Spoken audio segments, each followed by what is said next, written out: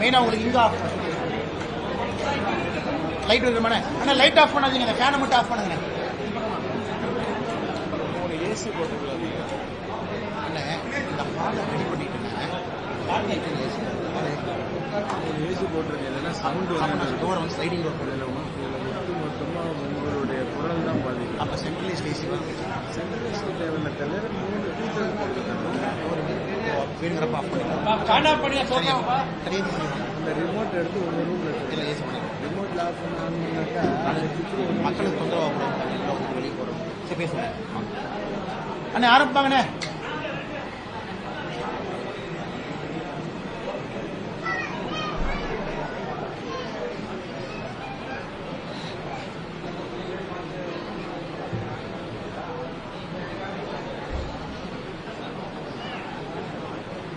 நம்முடைய பத்திரிகை நண்பர்களுக்கு எங்களுடைய அன்பார்ந்த வணக்கத்தை தெரிவித்துக் கொள்கின்றோம். இன்று பாரதிய ஜனதா கட்சியில இணைந்திருக்கக்கூடிய அன்பு சகோதரர்கள் இந்த நேரத்தில் வரவேற்கிறோம். குறிப்பாக தென்னிந்திய மீனவர்கள் கூட்டமைப்பு, சவுத் இந்தியன் பிஷர்மேன் ஃபெடரேஷன், அந்த முழு அமைப்பு இன்று பாரதிய ஜனதா கட்சியோடு தன்னை இணைத்துக் கொண்டிருக்கின்றார்கள். அதனுடைய தலைவராக இருக்கக்கூடிய அண்ணன் ஜெயபாளையன் அவர்கள் தலைமையில் இன்று முழுவதுமாக மாநிலத்தினுடைய தலைவர், துணைத் தலைவர், அமைப்புச் செயலர் உட்பட சில மாவட்டத்தினுடைய தலைவர்களும் முழுமையாக பாரதிய ஜனதா கட்சியோடு தன்னை இணைத்திருக்கின்றார்கள். அண்ணன் ஜெயபாளையன் அவர்கள் என்னோடு இருக்கின்றார்கள். அவர்களுக்கும் இந்த நேரத்தில் வருக வருகின்ற பாரதிய ஜனதா கட்சியினுடைய வரவேற்பை அளித்துக் கொள்வதிலே நாங்கள் பெருமை அடைகின்றோம். ஒரு 3-4 விஷயங்களை பத்திரிகை நண்பர்களிடம் பேச வேண்டும் என்பதற்காக இந்த பத்திரிகையாளர் சந்திப்பில் இருக்கோம். 2-3 விஷயம். முதல் விஷயம், சமீபத்தில் ராமேஸ்வரம் பகுதி, குறிப்பாக நம்முடைய பாம்பன் பகுதியிலிருந்து நம்முடைய மீனவ சொந்தங்கள் டெல்லியில நேற்று முன்தினம் நம்முடைய மத்திய வெளியுறவுத்துறை அமைச்சர் திரு ஜெய்சங்கர் அவர்களை சந்திப்பதற்காக நேரம் கேட்டிருந்தோம். அதே நேரத்தில் நாங்கள் வலியுறுத்தி இருந்தோம், அமைச்சர் அவர்களை சந்திக்கும் பொழுது எங்களோடு மீன்வளத்துறை அமைச்சரவையினுடைய செயலாளரும் வெளியுறவுத்துறை அமைச்சரவையில் இருக்கக்கூடிய மூத்த அதிகாரிகளும் இருந்தால் சிறப்பாக இருக்கும் என்று. அதே போல நம்முடைய சந்திப்பின் போது அமைச்சர் அவர்கள் மீன்வளத்துறையினுடைய செயலாளரையும் அழைத்திருந்தார்கள், பிஷரிஸ் டிபார்ட்மெண்ட் செக்ரட்டரி. அதனால் எல்லா விஷயங்களையும் கூட ஒரே நேரத்தில் 1 மணி நேரம் அந்த நிகழ்வில் பேசுவதற்கு நமக்கு ஒரு வாய்ப்பு கிடைத்தது. அதில் குறிப்பாக சமீபத்தில், குறிப்பாக இந்த 2024 இந்திய இலங்கை எல்லை பகுதியில் அதிகப்படியான தமிழ் மீனவர்கள் குறிப்பாக இந்த ஆண்டு கைது செய்யப்பட்டிருக்கிறார். 2024 இதுவரை 273 மீனவர்கள் கைது செய்யப்பட்டிருக்கின்றார்கள் ஒரே ஆண்டில். அதுல 204 மீனவர்கள் விடுதலை செய்யப்பட்டிருக்கின்றார்கள். இன்னும் 69 மீனவர்கள் சிறையில் இருக்கிறார்கள். அதுல 61 மீனவர்கள் இலங்கையினுடைய சிறையில ஜுடிஷியல் கஸ்டடியில் இருக்கிறாங்க. 8 மீனவர்கள் தண்டனை பெற்று சிறையில் இருக்கிறாங்க. 3 போட்டினுடைய முதலாளிகளுக்கு அபராதம் விதித்திருக்கின்றார்கள். இதெல்லாம் கவனத்துக்கு கொண்டு வந்தோம்.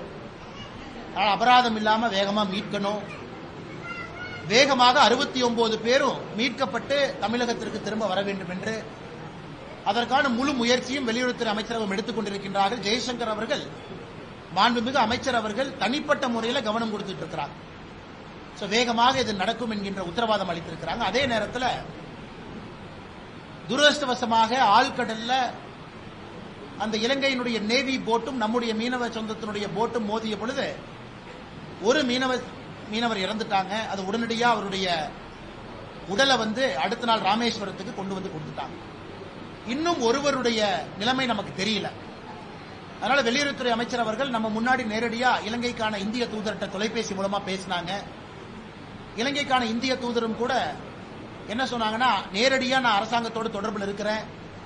குறிப்பாக இலங்கையினுடைய கடலோர பகுதிகள்லாம் நாங்கள் தொலைவிட்டு இருக்கிறோம். அதே நேரத்தில் கடைசியாக பார்த்த பொழுது அவர் கடலுக்குள்ள குதிச்சாங்க, அவர் நீந்திக்கிற கடைக்கு வந்துட்டாங்களான்னு எல்லா விதமான ஆங்கிள்லையும் நாங்கள் பார்த்துட்டு இருக்கோம்னு சொல்லி உத்தரவாதம் கொடுத்திருக்கிறாங்க.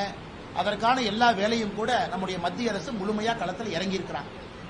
எங்களுடைய ஆண்டவன் வைக்கக்கூடிய வேண்டுதல், வேகமா அவர் திரும்பி வரணும் அப்படிங்கிறது நம்முடைய வேண்டுதல். அதே நேரத்தில் அந்த நிகழ்வுல கைது செய்யப்பட்ட 2 மீனவர்களும் திரும்ப தமிழகத்திற்கு வந்திருக்கிறாங்க. அதுவும் இந்த நேரத்தில் நாம் பாராட்ட வேண்டிய விஷயம். அவர் மீது எந்த நடவடிக்கை எடுக்காம, குறிப்பாக அமைச்சர் அவர்கள் நம்ம கொடுத்திருக்கக்கூடிய உத்தரவாதம் என்னன்னா, 2 நாட்டினுடைய 2+2 இந்தியாவுடைய வெளியுறவுத்துறை அமைச்சரகம் மீன்வளத்துறை அமைச்சரகம் 2+2, இலங்கையினுடைய 2+2 2016 5 முறை சந்தித்திருக்கின்றோம். மிக மிக விரைவில் மறுபடியும் அந்த சந்திப்பு நடைபெறும் என்கிற உறுதிமொழி கொடுத்திருக்கிறார். அப்படின்னா இலங்கையினுடைய அமைச்சரும் அரசு அதிகாரிகளும் இந்தியாவினுடைய அமைச்சர்களும் அரசு அதிகாரிகளும் ஒன்றாக அமர்ந்து சில பிரச்சனைகளுக்கு உடனடி தீர்வை ஏற்படுத்துவதற்கான அந்த 2+2 ஜாயிண்ட் ஒர்க்கிங் குரூப் மீட்டிங் ஒரு மிக முக்கியமான ஒரு மீட்டிங்கா இருக்கும் என்பதையும் அமைச்சர் சொல்லியிருக்கிறார். அந்த மீட்டிங் போது பல விஷயங்களை பேசுவாங்க. குறிப்பாக தமிழக மீனவர்களுடைய 170 போட் இன்னைக்கு இலங்கையில் இருக்கு. அந்த 170 போட்டு 2018 சட்டத்தின்படி அரசுடைமையா இருக்குது, இலங்கையினுடைய அரசு உடைமையா. ஆனா இந்திய அரசு அதை ஏலத்துக்கு விடாம தடுத்து நிறுத்தி இருக்கிறாங்க. அதுல 16 போட்டை நம்ம ரிலீஸ் ஆர்டர் வாங்கிட்டோம். 170ல 16 போட். இன்னைக்கு இந்திய அரசு அதிகாரப்பூர்வமாக இலங்கைக்கு நம்ம கடிதம் எழுதியிருக்கோம். தமிழகத்தை சார்ந்த மீன்வளத்துறை அதிகாரிகள் இலங்கைக்கு அந்த 16 போட்டையும் இன்ஸ்பெக்ட் பண்ணி மிச்சம் இருக்கக்கூடிய 154 போட்டை இன்ஸ்பெக்ட் பண்ணி நல்ல கண்டிஷன்ல எவ்வளவு போட் இருக்கு, ரிப்பேர் தேவையா, இன்ஸ்பெக்ஷனுக்கு அனுமதி கொடுக்க வேண்டும் என்று மத்திய அரசு இலங்கை அரசுக்கு கடிதம் எழுதியிருக்கிறார். 16 போட்டை திரும்ப கொண்டு வரணும். 154 படகுகளை நாம ஆராய்ச்சி செஞ்சு பார்க்கணும், அது எந்த அளவுக்கு நிலைமையில இருக்கு அப்படின்னு ஆராயணும். அதற்கும் அமைச்சர் அவர்கள் முழு முயற்சி எடுப்பதாக உறுதி அளிச்சிருக்கிறாங்க. அதனால் எங்களுக்கு நம்பிக்கை இருக்கு. இலங்கையில் இப்ப எலெக்ஷன் டைம், செப்டம்பர் கடைசியில இலங்கையில் எலெக்ஷன் நடக்க போகுது. அங்கேயும் பாத்தீங்கன்னா ஒரு உக்கிரமான சூழ்நிலை, குறிப்பாக வடகிழக்கு பகுதியில் தமிழக மீனவர்களுக்கான எதிர்ப்பு அதிகமாக இருக்கு.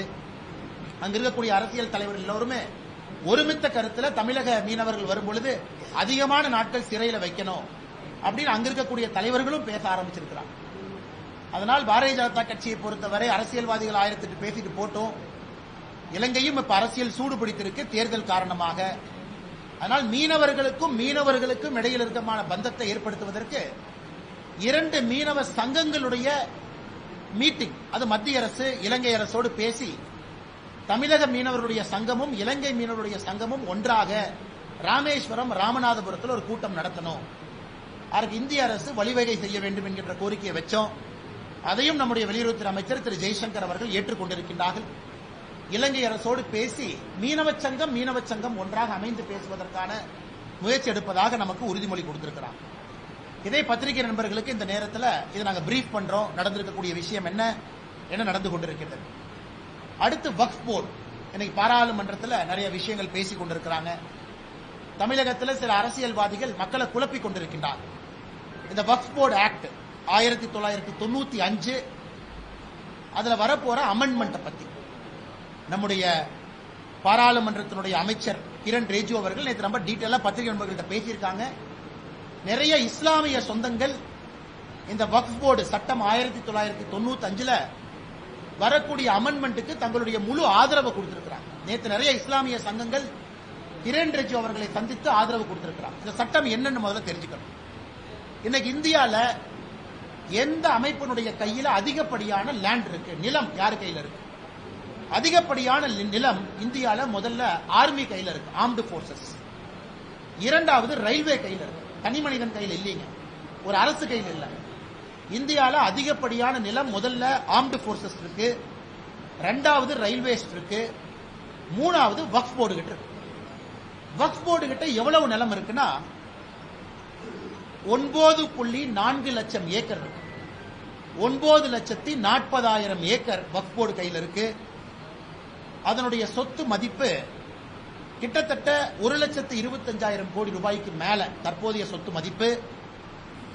8,70,000 ப்ராப்பர்ட்டியா ரெஜிஸ்டர் ஆயிருக்கு. 8,70,000 8.7 லேக் ப்ராப்பர்ட்டி ரெஜிஸ்டர் இருக்கு. 9,40,000 ஏக்கர், 1,25,000 கோடி ரூபாய் பொறுமானம் இருக்கக்கூடிய சொத்துக்கள். இந்தியால சொத்துக்கள் அதிகப்படியாக 3வது இடத்துல வக்ஃப் போர்டு வச்சிருக்காங்க. இன்னைக்கு பிரச்சனை என்னன்னா, சமீபத்தில் திருச்சியில நம்ம பார்த்தோம். திருச்சியில திருச்செந்துறை அப்படிங்கிற ஒரு கிராமம் முழுவதுமே வக்ஃப் போர்டுனுடைய சொத்துன்னு சொல்லிட்டாங்க. ஒரு விவசாயி சொத்தை விற்க போகும்போது என்ன சொன்னாங்கன்னா, ரெஜிஸ்டர் ஆபீஸ்ல வக்ஃப் போர்டு என்ஓசி வாங்கிட்டு வாங்க.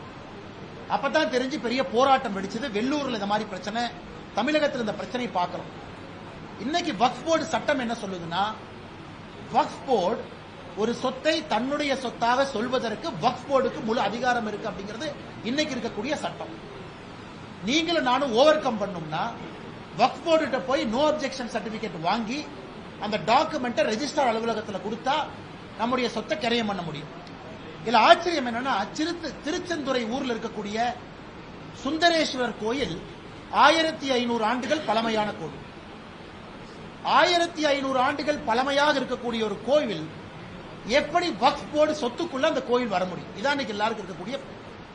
அதனாலதான் இன்னைக்கு நம்முடைய மத்திய அரசு எடுத்திருக்கக்கூடிய அந்த முக்கியமான விஷயம் என்னன்னா, வக்ஃப் போர்டு பழமையான கோவில், 1500 ஆண்டுகள் பழமையாக இருக்கக்கூடிய ஒரு கோவில் எப்படி வக்ஃப் போர்டு சொத்துக்குள்ள அந்த கோயில் வர முடியும்? இதான் இன்னைக்கு எல்லாருக்கும் இருக்கக்கூடிய. அதனாலதான் இன்னைக்கு நம்முடைய மத்திய அரசு எடுத்திருக்கக்கூடிய அந்த முக்கியமான விஷயம் என்னன்னா, வக்ஃப் போர்டினுடைய சொத்து நம்ம சொல்லும் பொழுது மாவட்ட ஆட்சியர் தான் அதற்கு அதிகாரம். மாவட்ட ஆட்சியர் அந்த சொத்தை வக்ஃப் போர்டினுடைய சொத்தா சொல்வதற்கு மாவட்ட ஆட்சியர்கிட்ட பதிவு செய்ய வேண்டும் என்பது இன்னைக்கு வரக்கூடிய மிக முக்கியமான சட்ட திருத்தம். வக்ஃப் போர்டு ஆக்ட் 1995 வரக்கூடிய முக்கியமான சட்ட திருத்தம். மாவட்டத்தினுடைய ஆட்சியர்கிட்ட அந்த சொத்து வக்ஃப் போர்டுக்கு சொந்தமான சொத்தா அப்படிங்கிற பதிவை மாவட்ட ஆட்சியர்கிட்ட பண்ணணும். வக்ஃப் போர்டு அந்த முடிவு எடுக்கக்கூடாது, மாவட்ட ஆட்சியர் எடுக்கணும் அப்படிங்கிறது முக்கியமான அமெண்ட்மெண்ட். மத்திய அரசு தாக்கல் செய்யும் பொழுது நமக்கு தெரியும். அன்னைக்கு நம்முடைய பத்திரிகை நண்பர்கள் டீட்டெயிலா பேசுறோம். பட் இன்னைக்கு நாம சொல்வதற்கான காரணம் என்னன்னா, நண்பர்கள் புரிந்து கொள்ள வேண்டும். குறிப்பாக சுன்னி முஸ்லீம் இருக்கிறாங்க, ஷியா முஸ்லீம் இருக்கிறாங்க. இந்தியாவை பொறுத்தவரை 2 முக்கியமான இஸ்லாமிய சொந்தங்கள் 2 பிரிவுல இருக்கிறாங்க. அதே நேரத்தில் சூஃபி முஸ்லீம் இருக்கிறாங்க. இன்னைக்கு சூஃபி முஸ்லீமை பொறுத்தவரை குற்றச்சாட்டு என்னன்னா, வக்ஃப் போர்டு சட்டத்தில் அவர்களுக்கு மதிப்பு இல்லை என்கின்ற குற்றச்சாட்டு இருக்கு. குறிப்பாக அவர்கள் நடத்தக்கூடிய சொத்துக்கள்லையும் வக்ஃப் போர்டு தலையிடுறாங்க. அதற்கும் வக்ஃப் போர்டுக்கும் சந்தம் இல்லை என்பது இன்னைக்கு சூஃபி முஸ்லீம் வைக்கக்கூடிய முக்கியமான குற்றச்சாட்டா இருக்கு. குறிப்பாக இஸ்லாமிய பெண்கள், இஸ்லாம் சமுதாயத்தில் இருக்கக்கூடிய அடிமட்ட சொந்தங்களுக்கு இந்த சட்ட திருத்தம் மூலமாக நல்ல ஒரு விஷயம் நடக்கும் என்பது நம்முடைய நம்பிக்கை. அதனால் இது தமிழகத்தில் சில அரசியல் கட்சிகள் சொல்வது போல குழப்பத்தை ஏற்படுத்துவது போல ஒன்றும் இல்லை. கிட்டத்தட்ட 9,40,000 ஏக்கர். இதை முறைப்படி யாரு வக்ஃப் போர்டு சொத்துன்னு சொல்றாங்க? வக்ஃப் போர்டு இது வக்ஃப் போர்டு சொத்துன்னு சொல்லிட்டா நீங்கள் நான் அதை கிரைம் பண்ண முடியாது. இன்னைக்கு மாவட்ட ஆட்சியர்கிட்ட ரெஜிஸ்டர் பண்ணுங்கன்னு நாம சொல்றோம். அதனால் இது யாருக்கும் எதிரானது கிடையாது. எல்லா சமுதாயத்தையும் உள்ளடக்கி இருக்கக்கூடிய ஒரு விஷயமா தான் நாம் இதை பார்க்கணும். அதனால் பாராளுமன்றத்தில் வக்ஃப் போர்டு ஆக்ட் அமெண்ட்மெண்ட் அதை அவங்க வைக்கும் பொழுது அதை பத்தி டீட்டெயிலா நமக்கும் அப்பதான் தெரியும் என்ன அப்படிங்கறத. அன்னைக்கு பத்திரிகை நண்பர்கள்ட்ட ரொம்ப டீட்டெயிலா பேசணும். 3வது ஒலிம்பிக்ஸ். இன்னைக்கு ரொம்ப ஒரு அதிர்ச்சிகரமான ஒரு செய்தியை நம்ம பார்த்தோம்.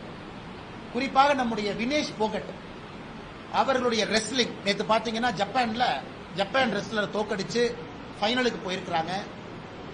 அது ஜப்பான் ரெஸ்லர் உலகத்தில் நம்பர் 1, 52 மேட்ச் தோல்வியே அடையாத ஒரு ரெஸ்லரை 50-0 அந்த ரெஸ்லரை தோக்கடிச்சு நேற்று இன்னொரு ரெஸ்லரை தோக்கடிச்சு இன்னைக்கு ஃபைனல்ஸ். இன்னைக்கு கோல்டு வாங்கியிருக்கக்கூடிய வினேஷ் போகட் அவர்களை காலையில வேயிங் பண்ணும் பொழுது டிஸ்குவாலிஃபை பண்ணியிருக்காங்க இன்டர்நேஷனல் ஒலிம்பிக் கமிட்டி. இதன் மூலமாக வினேஷ் போகட் அவர்கள் இந்த ரெஸ்லிங்ல எந்த மெடலும் கிடைக்காத ஒரு நிலைமை நமக்கு ஏற்பட்டு, ஃபைனல் போனாவே மினிமம் சில்வர் கிடைக்கும், ஜெயிச்சா கோல்டு கிடைக்கும். இது ரொம்ப ரொம்ப துரதிருஷ்டவசமானது. குறிப்பாக நம்முடைய இதயத்தை எல்லாம் இது கணக்க செய்திருக்கிறது. ஒலிம்பிக் போட்டியில எப்பவுமே டே ஆஃப், குறிப்பா செமிஃபைனல் ஃபைனல் 2க்கும் வேயிங் பண்ணுவாங்க, வெயிட்ட பார்க்கணும். விக்னேஷ் போகட் அவர்கள் இத்தனை காலமாக 53 கேஜி அதுல போட்டியிட்டவங்க. இன்னைக்கு 53 கேஜி ஒலிம்பிக்ஸ் இல்லாதனால 50 கேஜில போட்டிடுறாங்க. கடந்த 2 நாட்களாக அவங்க வெயிட் 52 கேஜிக்கு போயிருச்சு. கடினமாக பயிற்சி எடுத்து இரவு முழுவதும் தூங்காம 1 கிலோ 900 கிராம் குறைச்சிட்டாங்க. இன்னைக்கு காலைல வேயிங் பண்ணும் பொழுது 50 கிலோ 100 கிராம் பாருங்க, 50.1 கேஜி. வேயிங்கை விட 100 கிராம் அதிகமா இருந்திருக்கிறாங்க. ஆனால் இன்டர்நேஷனல் ஒலிம்பிக் கமிட்டி டிஸ்குவாலிஃபை பண்ணி இப்ப அவங்க சமீபத்தில் மருத்துவமனையில் அட்மிட் ஆயிருக்கிறாங்க டீஹைட்ரேஷன்ல. நம்முடைய பாரத பிரதமர் அவர்கள் இப்ப சமீபத்தில் ஒரு செய்தி வெளியிட்டு இருக்கிறாங்க. விக்னேஷ் போகத் அவர்கள் ஜெயிச்சாலும் தோத்தாலும் சாம்பியன் சொல்லியிருக்கிறாங்க. அதனால் மெடலை பொறுத்து இல்ல, முழு இந்தியாவும் கூட இன்னைக்கு விக்னேஷ் போகட் அவர்களோடு நாம் இருக்கின்றோம் என்கின்ற ஒரு முக்கியமான செய்தியை பிரதமர் சொல்லியிருக்கிறாங்க. இன்னைக்கு நாம தமிழராக இருக்கக்கூடிய நாம் எல்லோரும் கூட விக்னேஷ் போகத் அவர்களோடு உணர்வோடு இருக்க வேண்டும் என்கின்ற ஒரு வேண்டுகோளையும் பத்திரிகை நண்பர்கள் மூலமாக இந்த நேரத்தில் சொல்லிக்கிறோம். அதே நேரத்தில் தமிழ்நாட்டிலிருந்து 13 வீரர்கள் ஒலிம்பிக்ஸ் போயிருக்காங்க. கிட்டத்தட்ட ஒலிம்பிக்ஸ் முடிகிற நிலைமைக்கு வந்திருக்கு. 13ஆம் தேதி கடைசி 5 நாள் இருக்கு. தமிழ்நாட்டிலிருந்து சென்றிருக்கக்கூடிய நம்முடைய வீரர்கள் எல்லோரும் மிகச் சிறப்பாக விளையாண்டிருக்கிறாங்க. ஜெஸ்வின் ஆல்ட்ரின் தமிழ்நாட்டை சார்ந்த நம்முடைய வீரர் லாங் ஜம்ப்ல அவங்க 16 அத்லீட் இருந்த அவங்க குரூப்ல 13ஆவதா பினிஷ் பண்ணிருக்காங்க.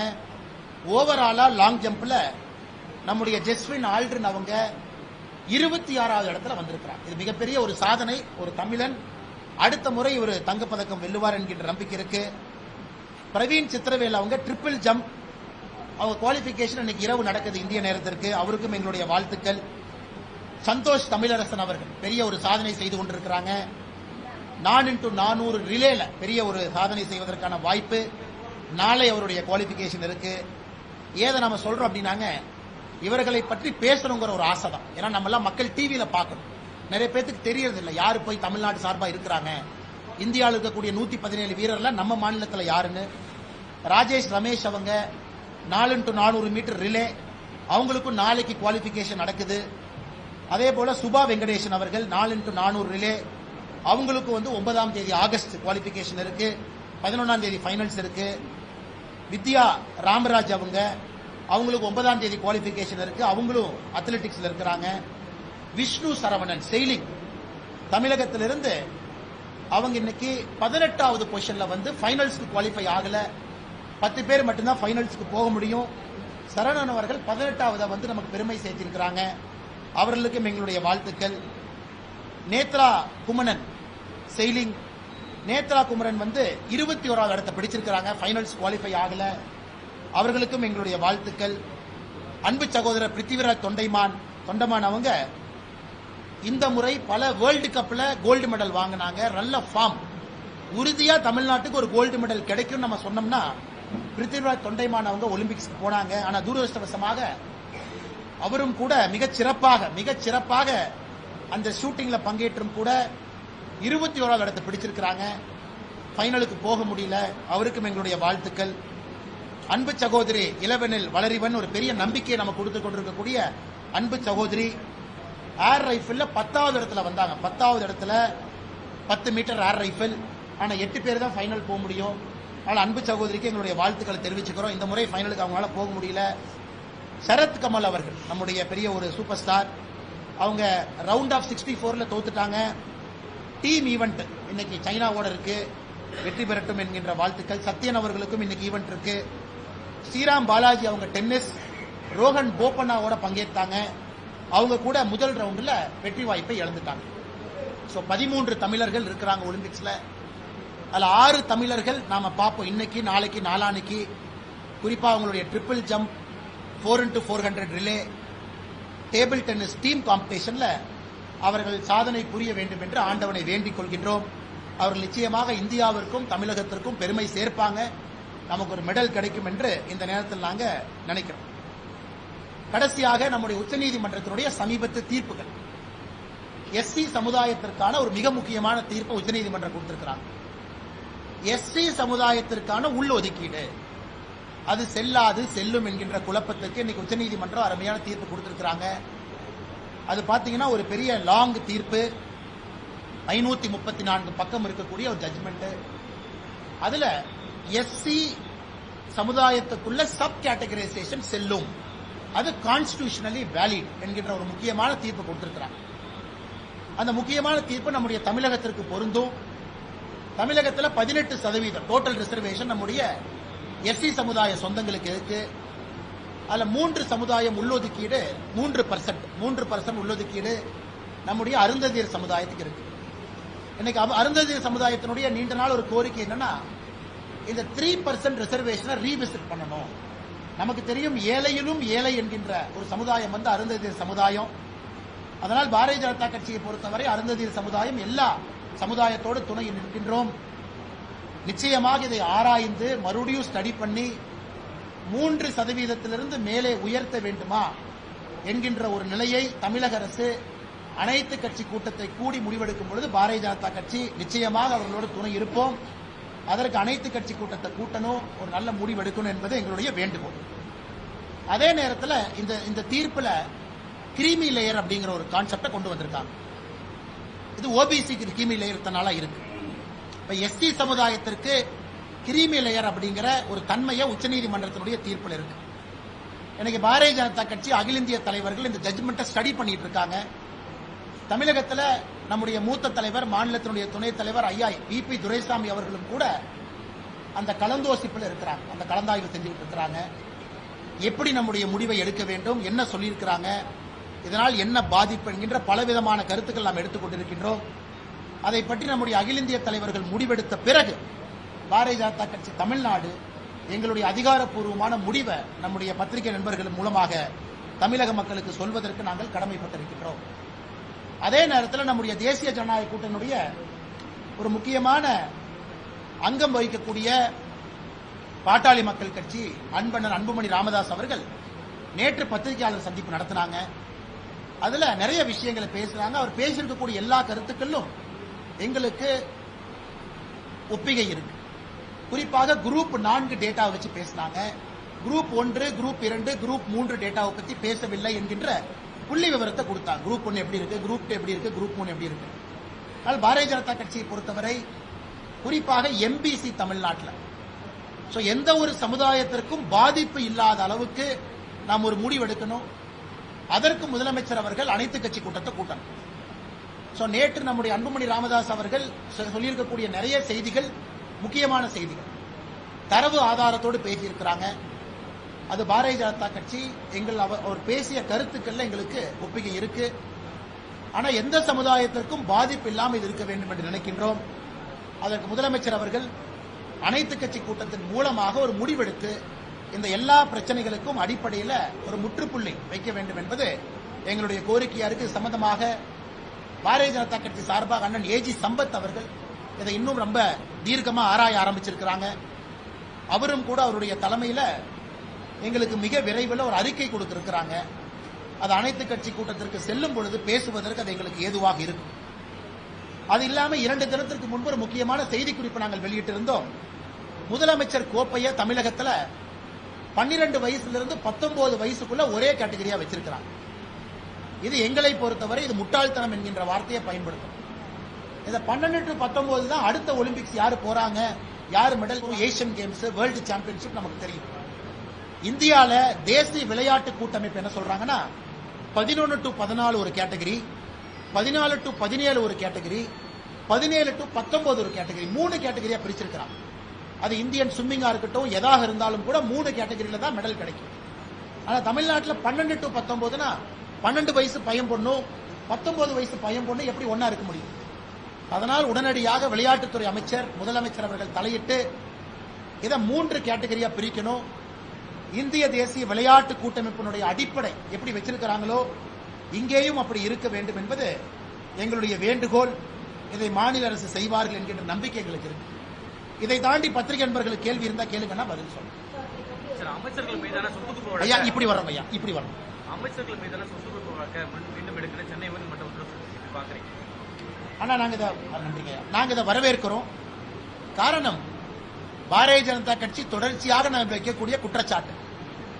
இன்னைக்கு நம்முடைய முதலமைச்சர் மு.க. ஸ்டாலின் ஐயா கேபினெட்ல இருக்கக்கூடிய அமைச்சர் 3ல் 1 பேர் மேல சொத்து குவிப்பு வழக்கு நீதிமன்றத்தில் இருக்கு. 35 பேர் இருக்காங்கன்னா 1/3, 3ல் 1 நீதிமன்றத்தில் சொத்து குவிப்பு வழக்கு இருக்கு. எப்படி இவர்களால் நேர்மையான ஒரு ஆட்சி கொடுக்க முடியும்? எம்பி எம்எல்ஏவா இருந்தா ஸ்பெஷல் கோர்ட் நம்ம சொல்றோம். அதனால் இது தாமதமாக இந்த நீதிமன்றத்தினுடைய தீர்ப்பு வந்திருந்தாலும் வேகமாக தீர்ப்பு வர வேண்டும். குறிப்பாக இந்த ஜட்ஜ்மெண்ட்ல அமைச்சர்கள் KKSSR அவர்களும் தங்கம் தென்னரசு அவர்களும் இருக்கிறாங்க. அதனால் விரைந்து நடவடிக்கை எடுக்கணும். ஏன்னா எப்படி மேனிபுலேட் பண்ணிருக்காங்க அப்படின்னு இதுக்கு முன்னாடி ஜட்ஜ்மெண்ட்ல நமக்கு தெரிஞ்சிருச்சு, லோவர் கோர்ட்ல எப்படி மேனிபுலேட் பண்ணிருக்காங்கன்னு. அதனால் பாரதிய ஜனதா கட்சி உயர்நீதிமன்றத்தினுடைய தீர்ப்பை வரவேற்கிறோம். இது உச்சநீதிமன்றத்தை வரைக்கும் அவங்க அப்பீல் போனாலும் கூட தவறு செய்தவர்கள், மக்கள் பணத்தை கொள்ளையடித்தவர்கள் மறுபடியும் ஒரு பொறுப்புக்கு வராத அளவுக்கு தீர்ப்பு இருக்க வேண்டும் என்பதுதான் எங்களுடைய எதிர்பார்ப்பு. அதனால் காத்துக் கொண்டிருக்கிறோம். ஆனா சொல்லுங்க, ஆம்ஸ்டாங் கொலை வழக்கில் தொடர்ச்சியா கைது நடவடிக்கை நடந்துட்டே வருது. இப்போ இன்னைக்கு கூட ஒரு கைதா இருக்காரு அஸ்வத் அமன், காங்கிரஸ்ல ஒரு முக்கியமான பொறுப்பா இருக்காரு. அண்ணா, இந்த ஆம்ஸ்ட்ராங் கொலை வழக்கில் ஒரு விஷயம் தமிழகத்தினுடைய காவல்துறையை நாங்க பாராட்டோம். ஏன் பாராட்டோம்னாங்கன்னா, சமீபத்தினுடைய காவல்துறையினுடைய செயல்பாடுகளை பார்க்கும் பொழுது ரொம்ப டீப்பா போகணும், ரொம்ப டீப்பா போய் யார் சம்பந்தப்பட்டிருந்தாலும் கூட நடவடிக்கை எடுக்க வேண்டும் என்று காவல்துறை கொஞ்சம் முனைப்பு காட்டுறாங்க. அது தெரியுது. ஆளுங்கட்சி எதிர்கட்சி யாராக இருந்தாலும் கூட ஒரு தேசிய கட்சியினுடைய மாநில தலைவர் கொல்லப்பட்டிருக்கக்கூடிய சம்பவம். இன்னைக்கு காங்கிரஸ் கட்சியினுடைய ஒரு மூத்த தலைவரை இன்னைக்கு கைது பண்ணியிருக்காங்க தமிழகத்தினுடைய காவல்துறை. நான் ஏற்கனவே தொடர்ந்து சொல்றேன், தமிழகத்தினுடைய காங்கிரஸ் கட்சியினுடைய தலைவர் அவர் எடுத்திருக்கக்கூடிய புகைப்படத்தை பாருங்க, அவருடைய பழைய காலத்து சரித்திரத்தை பாருங்க. தொடர்ந்து நான் பேசிட்டு இருக்கேன். அதனை கொஞ்சம் கொஞ்சமா அப்படியே வெளிப்படையா தெரிய ஆரம்பித்திருக்கிறது. அதனால யாராக இருந்தாலும் நடவடிக்கை எடுக்கட்டும், நாங்கள் பார்த்து கொண்டிருக்கின்றோம். ஆனா சமீபத்தில் அவர்கள் எடுத்திருக்கக்கூடிய நடவடிக்கை ஒரு நம்பிக்கையை நமக்கு கொடுக்குது. நீட்டா ஹானஸ்டா கிரவுண்டுக்கு போகணும்னு நினைக்கிறாங்க அப்படின்னு. அதனால் இன்னும் பொறுத்திருந்து பார்ப்போம். இன்னும் ஆழமாக நம்முடைய தமிழக காவல்துறை, குறிப்பாக இந்த வழக்கை விசாரிக்கிறவங்க இன்னும் ஆழமா போட்டு, அதான் எங்களுடைய எதிர்பார்ப்பு. வேற ஏதாச்சும் கேட்கிறீங்க?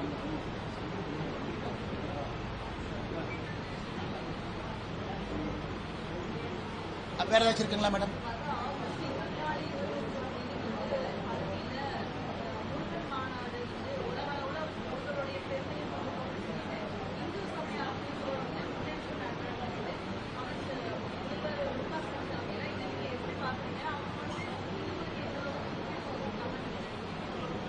மேடம், என்னை பொறுத்த வரைக்கும் திமுக ஒரு அமைச்சர் சொல்றாரு, எங்களுடைய சமூக நீதி ஆட்சி ராமர் அவர் காலத்தில் எப்படி ஆட்சி நடந்ததோ அதே போல இருக்கணும். அதனால எனக்கு தெரிஞ்சு இன்னைக்கு திமுக போறதை பார்த்தா தமிழ்நாட்டில் அவர்களுக்கு தெரிஞ்சிருச்சு, இந்த கடவுள் மறுப்பு கொள்கை என்பது வேலைக்கு ஆகாது. அவர்களுடைய ஆரம்ப காலத்தில் எதை சொல்லி ஆட்சிக்கு வந்தாங்களோ அதையெல்லாம் மாற்ற வேண்டிய கட்டாயம் இன்னைக்கு திமுக தெரிஞ்சிருக்கு. ஏன்னா பாரதிய ஜனதா கட்சியை பொறுத்தவரை எங்களுடைய நடவடிக்கைகள் திமுகவுக்கு ஒரு பயத்தை ஏற்படுத்தியிருக்கு. ஆனா பாரதிய ஜனதா கட்சி உடனே இந்துத்துவ கட்சின்றுவாங்க. பாரதிய ஜனதா கட்சியை பொறுத்தவரை எல்லா மதமும் சம்மதம், ஆனா இந்து மதத்தை நீ திட்டாத, இஸ்லாமிய மதத்தையும் கிறிஸ்தவ மதத்தையும் பெருமையா கொண்டாடுங்க, எல்லா மதத்தையும் சமமா நடத்துங்க, அப்பீஸ்மெண்ட் பாலிடிக்ஸ் விடுங்க. நாம் காசி அயோத்தியா தமிழ் சங்கத்தை நடத்தணும்னு தமிழகத்தினுடைய இந்து சமய அறநிலையத்துறை அமைச்சர் என்ன சொன்னாங்கன்னா, நாங்களும் ட்ரெயின்ல காசி கூட்டிட்டு போனார். என்னாச்சுங்க? அது வெறும் வாய் வார்த்தையா மட்டும்தான் இருக்கு. அதிகாரப்பூர்வமாக சொன்னார்கள், இங்க இருக்கக்கூடிய பக்தர்களை நாங்களும் கூட்டிட்டு போவோம், யாரையும் கூட்டிட்டு போல. இன்னைக்கு 24, 25 பழனியில இந்த மாநாடு நடத்துறோம், முருகர் மாநாடு நடத்துறோம். கண்டிப்பா நடத்துங்க, அதெல்லாம் எந்த தவறு இல்லை. முருகபெருமானை வீடு வீடா எடுத்துட்டு போகணும், அதைத்தான் நாங்க செய்யறோம். இதற்கு முன்பு பாரதிய ஜனதா கட்சி வெற்றிவேல் யாத்திரை நடத்தணும், எல்லா சமுதாயத்தையும் ஒன்னா கொண்டு போவோம். இதே வேகத்தில் போனாங்கன்னா முதலமைச்சர் ஜெய் ஸ்ரீராம் சொல்லிடுவாருன்னு நினைக்கிறேன். ஸ்டாலின் ஐயா அவர்கள் இதே வேகத்தில் போனாங்கன்னா 2024 தேர்தலுக்கு முன்பு திமுகவினுடைய அமைச்சர்கள் போட்டி போட்டுக்கொண்டு ஜெய் ஸ்ரீராம், வெற்றிவேல் முருகனுக்கு அரோகரா அப்படின்னு ஒரு அமைச்சரும் மேடையில் சொல்லக்கூடிய நாள் எண்ணப்பட்டு கொண்டிருக்கிறது. வெற்றிவேல் வீரவேல் முருகனுக்கு அரோகரா என்று வேகத்தில் சொல்லிவிடுவாங்க. அதற்கு அடித்தளத்தை அண்ணன் சேகர் பாபு அவர்கள் மக்களுடைய மனநிலைமையை புரிஞ்சுக்கிட்டு ஏதோ அடித்தளம் போடுற மாதிரி தான் நாங்க பார்க்கிறோம். நடத்திட்டு அதுக்கப்புறம் பார்ப்போம். அண்ணா சொல்லுங்க. அண்ணா அண்ணா எதிர்க்கட்சி தலைவர்கள் எல்லோரும் ஒருமித்த கருத்தா சொல்லியிருக்கிறாங்க. பங்களாதேஷை பொறுத்தவரை இந்திய அரசு எடுக்கக்கூடிய முடிவுக்கு எதிர்க்கட்சிகள் துணை இருக்கும்னு சொல்லியிருக்கிறாங்க. இதை நாங்கள் வரவேற்கின்றோம். ஆனா எதிர்க்கட்சிகள் இன்னைக்கு ஒரு விஷயத்தை நல்லா புரிஞ்சிருக்கிறாங்க, நாட்டினுடைய இறையாண்மையை பொறுத்தவரை எல்லா கட்சிகளும் ஒன்னா இருக்கணும் அப்படின்னு எல்லா கட்சிகளும் பேச ஆரம்பிச்சிருக்கிறாங்க. அதை வரவேற்கும். இதுல முக்கியமா பங்களாதேஷை பொறுத்த வரைக்கும் ஒரு விஷயத்தை நம்ம புரிஞ்சுக்கணும். இன்னைக்கு பங்களாதேஷில் ஏற்பட்டிருக்கக்கூடியது எதிர்க்கட்சிகள் காங்கிரஸ் உட்பட எல்லா கட்சிகளுக்கும் தெரியும். சைனா பாகிஸ்தானுடைய கைவாடம் உள்ள இருக்கான்னு பார்க்கணும். அது பத்திரிகை நண்பர்கள் நீங்களா எழுதுறீங்க. இந்தியாவை பொறுத்த வரைக்கும் ஸ்ட்ராங்காக வலிமையாக இருக்கக்கூடிய நெய்பர் நமக்கு முக்கியம். ஆப்கானிஸ்தான் ஒரு பக்கம் தாலிபானுடைய ஆட்சி, சமீபத்தில் நேபாள அரசியல் மாற்றம், மால்டீவ்ஸ் சைனாவுடைய ஆதிக்கம், ஸ்ரீலங்கா பொருளாதார பிரச்சனையிலிருந்து இப்பதான் வெளியே வர்றாங்க, பங்களாதேஷ் உள்ளே பிரச்சனை. இதையெல்லாம் இந்தியாவை பொறுத்தவரை நாம் எல்லோரும் நன்றாக இருக்க வேண்டும் என்று நினைக்கின்றோம். அதனால் வேகமாக இதற்கு ஒரு தீர்வு கிடைக்கணும். அதற்கு எல்லா கட்சிகளும் மத்திய அரசு எடுக்கக்கூடிய முடிவுகளுக்கு துணை இருக்கணும். எதிர்கட்சிகளுடைய நேற்றைய பேச்சு நமக்கு நம்பிக்கை அளிச்சிருக்கு. அதனால் நேர்கோட்டு பாதையில் எல்லா கட்சிகளும் இதை ஒரே இடத்துல அணுகுவாங்கிற நம்பிக்கை அளிச்சிருக்கு.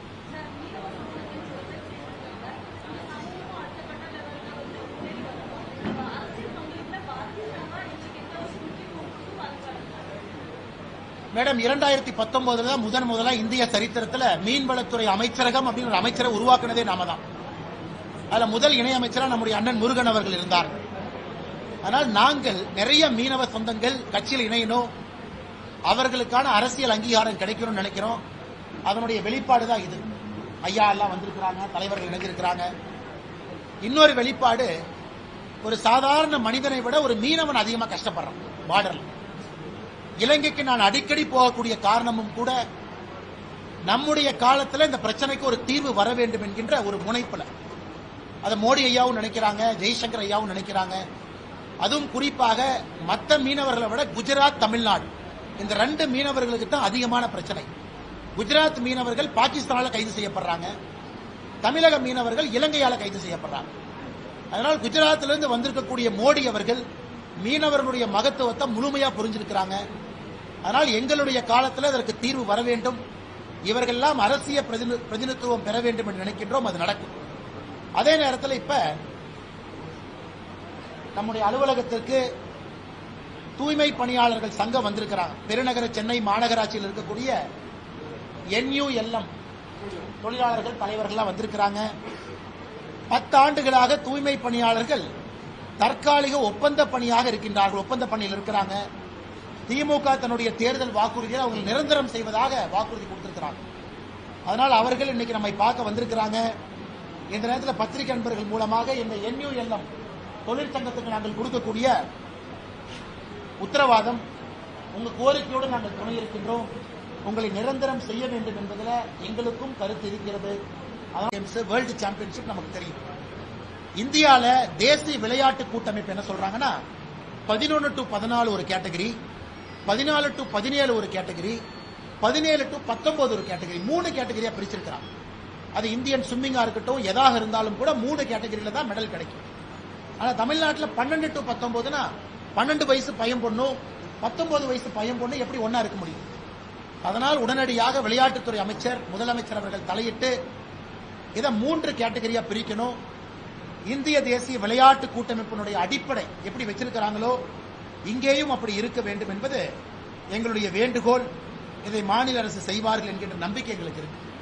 இதை தாண்டி பத்திரிகை நண்பர்களுக்கு கேள்வி இருந்தா கேளுங்கன்னா பதில் சொல்லுங்க. அமைச்சர்கள் மீதான சொத்துக்கு ஐயா இப்படி வரோம், ஐயா இப்படி வரோம். அமைச்சர்கள் மீதான சொத்துக்கு வழக்க மீண்டும் எடுக்கிற சென்னை உயர்நீதிமன்றம் உத்தரவு பாக்குறீங்க. ஆனா நாங்க இதை வரவேற்கிறோம். காரணம், பாரதிய ஜனதா கட்சி தொடர்ச்சியாக நாம் வைக்கக்கூடிய குற்றச்சாட்டு. இன்னைக்கு நம்முடைய முதலமைச்சர் மு க ஸ்டாலின் ஐயா கேபினெட்ல இருக்கக்கூடிய அமைச்சர் 3ல் 1 பேர் மேல சொத்து குவிப்பு வழக்கு நீதிமன்றத்தில் இருக்கு. 35 பேர் இருக்காங்கன்னா 1/3, 3ல் 1 நீதிமன்றத்தில் சொத்து குவிப்பு வழக்கு இருக்கு. எப்படி இவர்களால் நேர்மையான ஒரு ஆட்சி கொடுக்க முடியும்? MP MLA-வா இருந்தா ஸ்பெஷல் கோர்ட் நம்ம சொல்றோம்.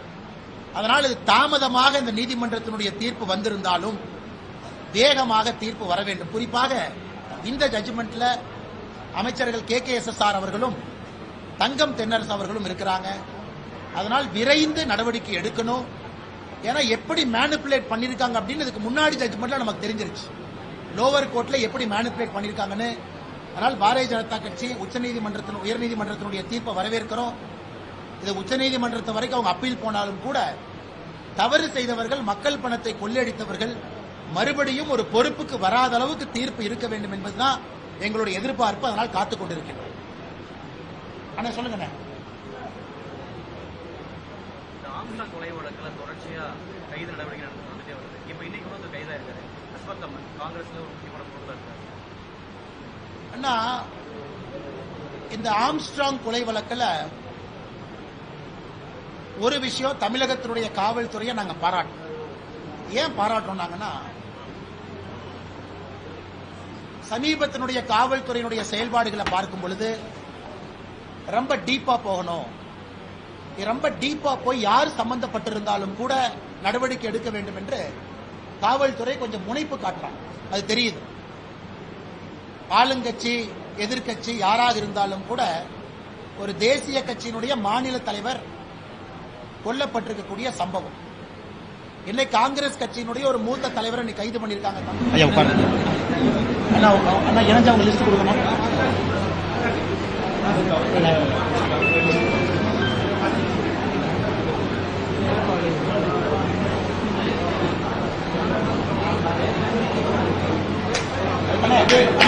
கொஞ்சம் ஆஃப் பண்ணா அவங்க கேட்க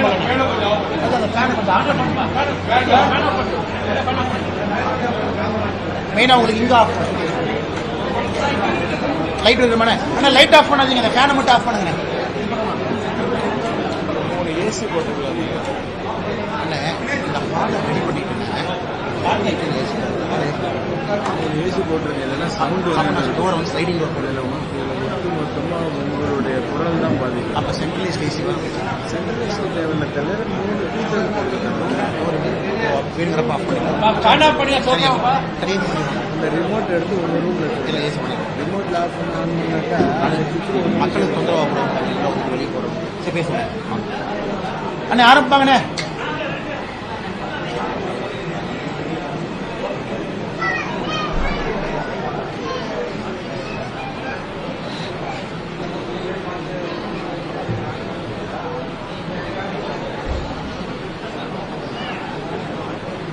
நம்முடைய பத்திரிகை நண்பர்களுக்கு எங்களுடைய அன்பார்ந்த வணக்கத்தை தெரிவித்துக் கொள்கின்றோம். இன்று பாரதிய ஜனதா கட்சியில இணைந்திருக்கக்கூடிய அன்பு சகோதரர்கள் இந்த நேரத்தில் வரவேற்கிறோம். குறிப்பாக தென்னிந்திய மீனவர்கள் கூட்டமைப்பு, சவுத் இந்தியன் பிஷர்மேன் ஃபெடரேஷன், அந்த முழு அமைப்பு இன்று பாரதிய ஜனதா கட்சியோடு தன்னை இணைத்துக் கொண்டிருக்கின்றார்கள். அதனுடைய தலைவராக இருக்கக்கூடிய அண்ணன் ஜெயபாளையன் அவர்கள் தலைமையில் இன்று முழுவதுமாக மாநிலத்தினுடைய தலைவர், துணைத் தலைவர், அமைப்புச் செயலர் உட்பட சில மாவட்டத்தினுடைய தலைவர்களும் முழுமையாக பாரதிய ஜனதா கட்சியோடு தன்னை இணைத்திருக்கின்றார்கள். அண்ணன் ஜெயபாளையன் அவர்கள் என்னோடு இருக்கின்றார்கள். அவர்களுக்கும் இந்த நேரத்தில் வருக வருகின்ற பாரதிய ஜனதா கட்சியினுடைய வரவேற்பை அளித்துக் கொள்வதிலே நாங்கள் பெருமை அடைகின்றோம். ஒரு 3-4 விஷயங்களை பத்திரிகை நண்பர்களிடம் பேச வேண்டும் என்பதற்காக இந்த பத்திரிகையாளர் சந்திப்பில் இருக்கோம். 2-3 விஷயம். முதல் விஷயம், சமீபத்தில் ராமேஸ்வரம் பகுதி, குறிப்பாக நம்முடைய பாம்பன் பகுதியிலிருந்து நம்முடைய மீனவ சொந்தங்கள் டெல்லியில நேற்று முன்தினம் நம்முடைய மத்திய வெளியுறவுத்துறை அமைச்சர் திரு ஜெய்சங்கர் அவர்களை சந்திப்பதற்காக நேரம் கேட்டிருந்தோம். அதே நேரத்தில் நாங்கள் வலியுறுத்தி இருந்தோம், அமைச்சர் அவர்களை சந்திக்கும் பொழுது எங்களோடு மீன்வளத்துறை அமைச்சரவையினுடைய செயலாளரும் வெளியுறவுத்துறை அமைச்சரவையில் இருக்கக்கூடிய மூத்த அதிகாரிகளும் இருந்தால் சிறப்பாக இருக்கும் என்று. அதேபோல நம்முடைய சந்திப்பின் போது அமைச்சர் அவர்கள் மீன்வளத்துறையினுடைய செயலாளரையும் அழைத்திருந்தார்கள், பிஷரிஸ் டிபார்ட்மெண்ட் செக்ரட்டரி. அதனால் எல்லா விஷயங்களையும் கூட ஒரே நேரத்தில் 1 மணி நேரம் அந்த நிகழ்வில் பேசுவதற்கு நமக்கு ஒரு வாய்ப்பு கிடைத்தது. அதில் குறிப்பாக சமீபத்தில், குறிப்பாக இந்த 2024 இந்திய இலங்கை எல்லை பகுதியில் அதிகப்படியான தமிழ் மீனவர்கள் குறிப்பாக இந்த ஆண்டு கைது செய்யப்பட்டிருக்கிறார். 2024 இதுவரை 273 மீனவர்கள் கைது செய்யப்பட்டிருக்கின்றார்கள் ஒரே ஆண்டுல. அதுல 204 மீனவர்கள் விடுதலை செய்யப்பட்டிருக்கின்றார்கள். இன்னும் 69 மீனவர்கள் சிறையில் இருக்கிறாங்க. அதுல 61 மீனவர்கள் இலங்கையினுடைய சிறையில ஜுடிஷியல் கஸ்டடியில் இருக்கிறாங்க. 8 மீனவர்கள் தண்டனை பெற்று சிறையில் இருக்கிறாங்க. 3 போட்டினுடைய முதலாளிகளுக்கு அபராதம் விதித்திருக்கின்றார்கள். இதெல்லாம் கவனத்துக்கு கொண்டு வந்தோம். அபராதம் இல்லாம வேகமா மீட்கணும். வேகமாக 69 பேரும் மீட்கப்பட்டு தமிழகத்திற்கு திரும்ப வர வேண்டும் என்று அதற்கான முழு முயற்சியும் வெளியுறவுத்துறை அமைச்சரகம் எடுத்துக் கொண்டிருக்கின்றார்கள். ஜெய்சங்கர் அவர்கள், மாண்புமிகு அமைச்சர் அவர்கள் தனிப்பட்ட முறையில் கவனம் கொடுத்துட்டு இருக்கிறார். வேகமாக இது நடக்கும் என்கின்ற உத்தரவாதம் அளித்திருக்கிறாங்க. அதே நேரத்தில் துரதிருஷ்டவசமாக ஆழ்கடல்ல அந்த இலங்கையினுடைய நேவி போட்டும் நம்முடைய மீனவ சொந்தத்தினுடைய போட்டும் மோதிய பொழுது ஒரு மீனவர் இறந்துட்டாங்க. அது உடனடியாக அவருடைய உடலை அடுத்த நாள் ராமேஸ்வரத்துக்கு கொண்டு வந்து கொடுத்துட்டாங்க. இன்னும் ஒருவருடைய நிலைமை நமக்கு தெரியல. அதனால வெளியுறவுத்துறை அமைச்சர் அவர்கள் நம்ம முன்னாடி நேரடியா இலங்கைக்கான இந்திய தூதர்கிட்ட தொலைபேசி மூலமா பேசினாங்க. இலங்கைக்கான இந்திய தூதரும் கூட என்ன சொன்னாங்கன்னா, நேரடியா நான் அரசாங்கத்தோடு தொடர்பில் இருக்கிறேன், குறிப்பாக இலங்கையினுடைய கடலோர பகுதிகள்லாம் நாங்கள் தொலாவிட்டு இருக்கிறோம்.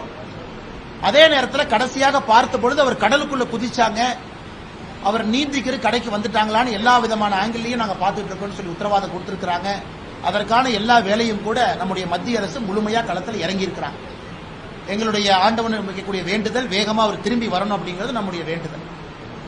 அதே நேரத்தில் அந்த நிகழ்வுல கைது செய்யப்பட்ட 2 மீனவர்களும் திரும்ப தமிழகத்திற்கு வந்திருக்கிறாங்க. அதுவும் இந்த நேரத்தில் நாம் பாராட்ட வேண்டிய விஷயம். அவர் மீது எந்த நடவடிக்கை எடுக்காம, குறிப்பாக அமைச்சர் அவர்கள் நம்ம கொடுத்திருக்கக்கூடிய உத்தரவாதம் என்னன்னா, 2 நாட்டினுடைய 2+2 இந்தியாவுடைய வெளியுறவுத்துறை அமைச்சரகம், மீன்வளத்துறை அமைச்சரகம் 2+2, இலங்கையினுடைய 2+2 2016 5 முறை சந்தித்திருக்கின்றோம். மிக மிக விரைவில் மறுபடியும் அந்த சந்திப்பு நடைபெறும் என்கின்ற உறுதிமொழி கொடுத்திருக்கிறார். அப்படின்னா இலங்கையினுடைய அமைச்சரும் அரசு அதிகாரிகளும், இந்தியாவினுடைய அமைச்சர்களும் அரசு அதிகாரிகளும் ஒன்றாக அமர்ந்து சில பிரச்சனைகளுக்கு உடனடி தீர்வை ஏற்படுத்துவதற்கான அந்த 2+2 ஜாயிண்ட் ஒர்க்கிங் குரூப் மீட்டிங் மிக முக்கியமான ஒரு மீட்டிங்கா இருக்கும் என்பதையும் அமைச்சர் சொல்லியிருக்கிறார். அந்த மீட்டிங் போது பல விஷயங்களை பேசுவாங்க. குறிப்பாக தமிழக மீனவர்களுடைய 170 போட் இன்னைக்கு இலங்கையில் இருக்கு. அந்த 170 போட்டு 2018 சட்டத்தின்படி அரசுடைமையா இருக்கு, இலங்கையினுடைய அரசு உடைமையா. ஆனா இந்திய அரசு அதை ஏலத்துக்கு விடாம தடுத்து நிறுத்தி இருக்கிறாங்க. அதுல 16 போட்டை நம்ம ரிலீஸ் ஆர்டர் வாங்கிட்டோம். 170ல 16 போட்.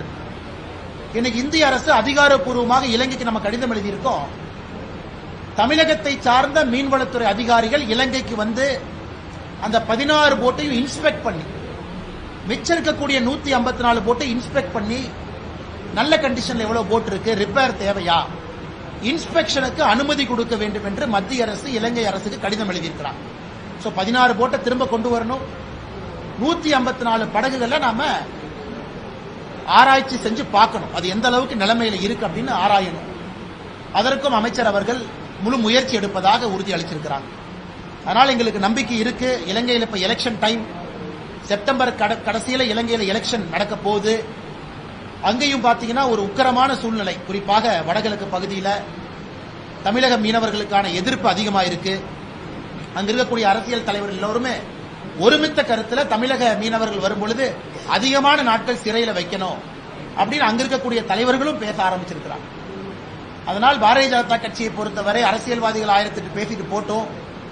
இலங்கையும் இப்ப அரசியல் சூடு பிடித்திருக்கு தேர்தல் காரணமாக.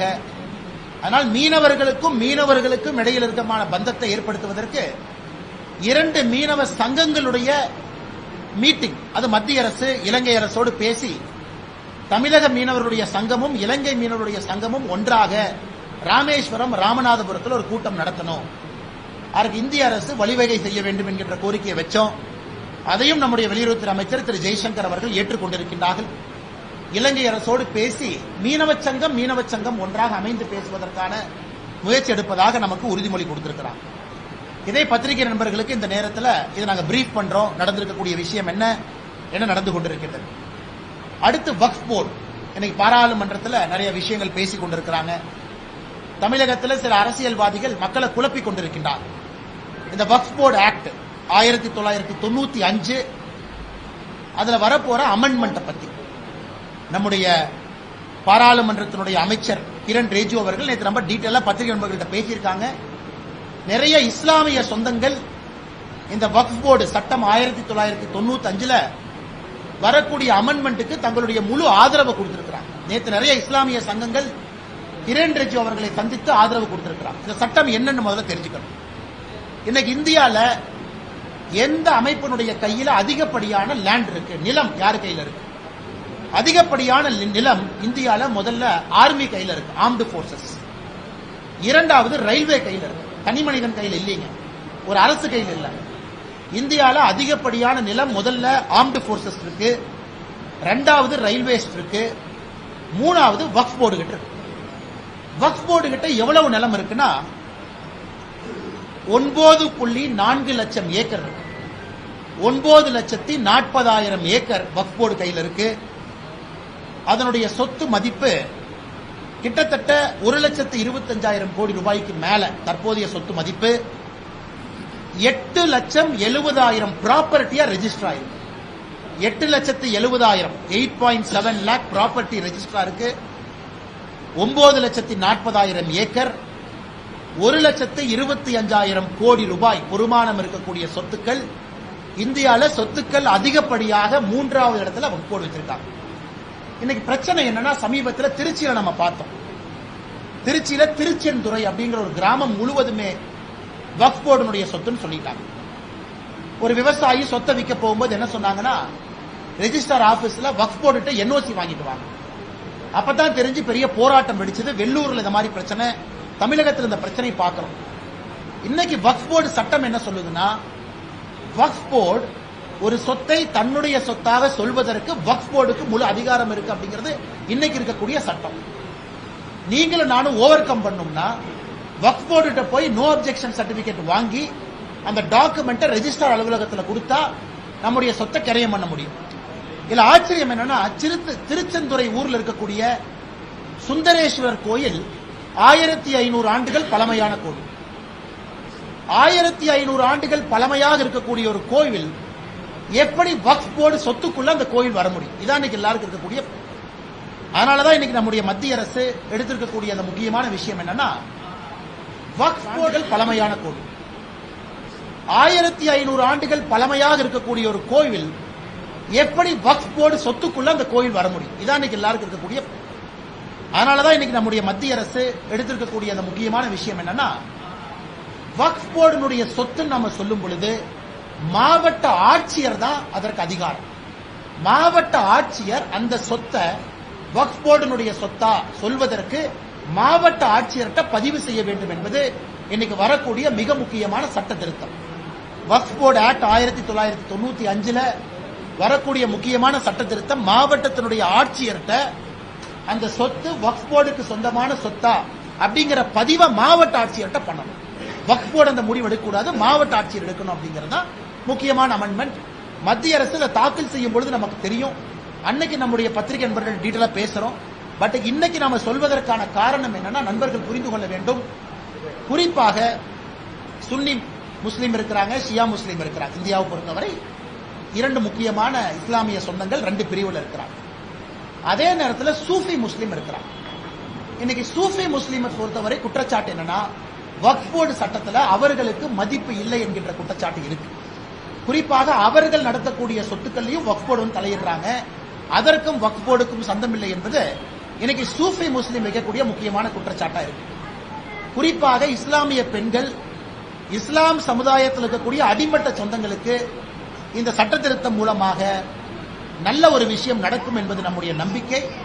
அதனால் இது தமிழகத்தில் சில அரசியல் கட்சிகள் சொல்வது போல குழப்பத்தை ஏற்படுத்துவது போல ஒன்றும் இல்லை. கிட்டத்தட்ட 9,40,000 ஏக்கர். இதை முறைப்படி யாரு வக்ஃப் போர்டு சொத்துன்னு சொல்றாங்க? வக்ஃப் போர்டு இது வக்ஃப் போர்டு சொத்துன்னு சொல்லிட்டா நீங்கள் நான் அதை கிரையம் பண்ண முடியாது.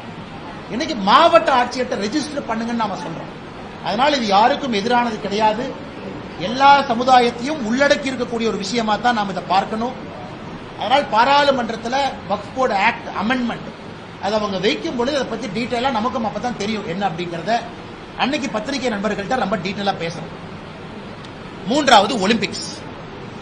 இன்னைக்கு ரொம்ப ஒரு அதிர்ச்சிகரமான ஒரு செய்தியை நம்ம பார்த்தோம்.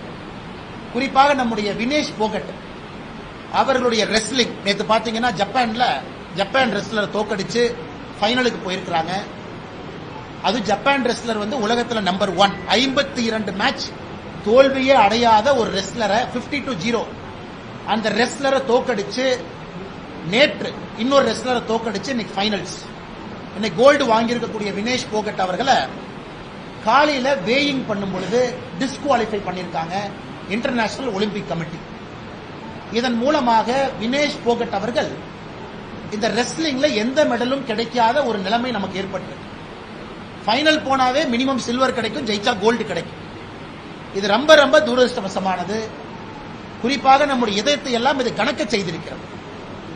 ஒலிம்பிக் போட்டியில எப்பவுமே டே ஆஃப், குறிப்பா செமி ஃபைனல், ஃபைனல் 2க்கும் வேயிங் பண்ணுவாங்க, வெயிட்ட பார்க்கணும். விக்னேஷ் போகட் அவர்கள் இத்தனை காலமாக 53 kg அதுல போட்டியிட்டவங்க. இன்னைக்கு 53 கேஜி ஒலிம்பிக்ஸ் இல்லாதனால 50 கேஜில போட்டிடுறாங்க. கடந்த 2 நாட்களாக அவங்க வெயிட் 52 கேஜிக்கு போயிருச்சு. கடினமாக பயிற்சி எடுத்து இரவு முழுவதும் தூங்காம 1 கிலோ 900 கிராம் குறைச்சிட்டாங்க. இன்னைக்கு காலைல வேயிங் பண்ணும் பொழுது 50 கிலோ 100 கிராம் பாருங்க, 50.1 கேஜி. வேயிங்கை விட 100 கிராம் அதிகமா இருந்திருக்கிறாங்க. ஆனால் இன்டர்நேஷனல் ஒலிம்பிக் கமிட்டி டிஸ்குவாலிஃபை பண்ணி இப்ப அவங்க சமீபத்தில் மருத்துவமனையில் அட்மிட் ஆயிருக்கிறாங்க டீஹைட்ரேஷன்ல. நம்முடைய பாரத பிரதமர் அவர்கள் இப்ப சமீபத்தில் ஒரு செய்தி வெளியிட்டு இருக்கிறாங்க. விக்னேஷ் போகத் அவர்கள் ஜெயிச்சாலும் தோத்தாலும் சாம்பியன் சொல்லியிருக்கிறாங்க. அதனால் மெடலை பொறுத்து இல்ல, முழு இந்தியாவும் கூட இன்னைக்கு விக்னேஷ் போகட் அவர்களோடு நாம் இருக்கின்றோம் என்கின்ற ஒரு முக்கியமான செய்தியை பிரதமர் சொல்லியிருக்கிறாங்க. இன்னைக்கு நாம தமிழராக இருக்கக்கூடிய நாம் எல்லோரும் கூட விக்னேஷ் போகத் அவர்களோடு உணர்வோடு இருக்க வேண்டும் என்கின்ற ஒரு வேண்டுகோளையும் பத்திரிகை நண்பர்கள் மூலமாக இந்த நேரத்தில் சொல்லிக்கிறேன். அதே நேரத்தில் தமிழ்நாட்டிலிருந்து 13 வீரர்கள் ஒலிம்பிக்ஸ் போயிருக்காங்க. கிட்டத்தட்ட ஒலிம்பிக்ஸ் முடிகிற நிலைமைக்கு வந்திருக்கு. 13ஆம் தேதி கடைசி 5 நாள் இருக்கு. தமிழ்நாட்டிலிருந்து சென்றிருக்கக்கூடிய நம்முடைய வீரர்கள் எல்லோரும் மிகச் சிறப்பாக விளையாண்டிருக்கிறாங்க. ஜெஸ்வின் ஆல்ட்ரின் தமிழ்நாட்டை சார்ந்த நம்முடைய வீரர் லாங் ஜம்ப்ல அவங்க 16 அத்லீட் இருந்த அவங்க குரூப்ல 13ஆவதா பினிஷ் பண்ணிருக்கிறாங்க. ஓவராலா லாங் ஜம்ப்ல நம்முடைய ஜெஸ்வின் ஆல்ட்ரின் அவங்க 26வது இடத்துல வந்திருக்கிறார். இது மிகப்பெரிய ஒரு சாதனை. ஒரு தமிழன் அடுத்த முறை ஒரு தங்கப்பதக்கம் வெல்லுவார் என்கின்ற நம்பிக்கை இருக்கு. பிரவீன் சித்திரவேல் அவங்க ட்ரிபிள் ஜம்ப் அவங்க குவாலிபிகேஷன் இன்னைக்கு இரவு நடக்குது இந்திய நேரத்திற்கு. அவருக்கும் எங்களுடைய வாழ்த்துக்கள். சந்தோஷ் தமிழரசன் அவர்கள் பெரிய ஒரு சாதனை செய்து கொண்டிருக்கிறாங்க. 4x400 ரிலேல பெரிய ஒரு சாதனை செய்வதற்கான வாய்ப்பு. நாளை அவருடைய குவாலிபிகேஷன் இருக்கு. ஏதை நம்ம சொல்றோம் அப்படின்னாங்க, இவர்களை பற்றி பேசணுங்கிற ஒரு ஆசை தான். ஏன்னா நம்ம எல்லாம் மக்கள் டிவியில பார்க்கணும். நிறைய பேருக்கு தெரியறது இல்லை யாரு போய் தமிழ்நாடு சார்பா இருக்கிறாங்க. இந்தியாவில் இருக்கக்கூடிய 117 வீரர்ல நம்ம மாநிலத்தில் யாருன்னு. ராஜேஷ் ரமேஷ் அவங்க 4x400 மீட்டர் ரிலே, அவங்களுக்கும் நாளைக்கு குவாலிபிகேஷன் நடக்குது. அதே போல சுபா வெங்கடேசன் அவர்கள் 4x400 ரிலே, அவங்களுக்கு 9ஆம் தேதி ஆகஸ்ட் குவாலிபிகேஷன் இருக்கு. 11ஆம் தேதி ஃபைனல்ஸ் இருக்கு. வித்யா ராமராஜ் அவங்களுக்கு 9ஆம் தேதி குவாலிபிகேஷன் இருக்கு. அவங்களும் அத்லெட்டிக்ஸ்ல இருக்கிறாங்க. விஷ்ணு சரவணன் செயிலிங் தமிழகத்திலிருந்து அவங்க இன்னைக்கு 18வது பொசிஷன்ல ஃபைனல்ஸ்க்கு குவாலிஃபை ஆகல. 10 பேர் மட்டும்தான் ஃபைனல்ஸ்க்கு போக முடியும். சரவணன் அவர்கள் 18வது நமக்கு பெருமை சேர்த்திருக்கிறாங்க. அவர்களுக்கும் எங்களுடைய வாழ்த்துக்கள். நேத்ரா குமரன் செயிலிங், நேத்ரா குமரன் 21வது இடத்தை பிடிச்சிருக்கிறாங்க. ஃபைனல்ஸ் குவாலிஃபை ஆகல. அவர்களுக்கும் எங்களுடைய வாழ்த்துக்கள். அன்பு சகோதரர் பிருத்திவிராஜ் தொண்டமான் அவங்க இந்த முறை பல வேர்ல்டு கப்ல கோல்டு மெடல் வாங்கினாங்க. நல்ல ஃபார்ம்.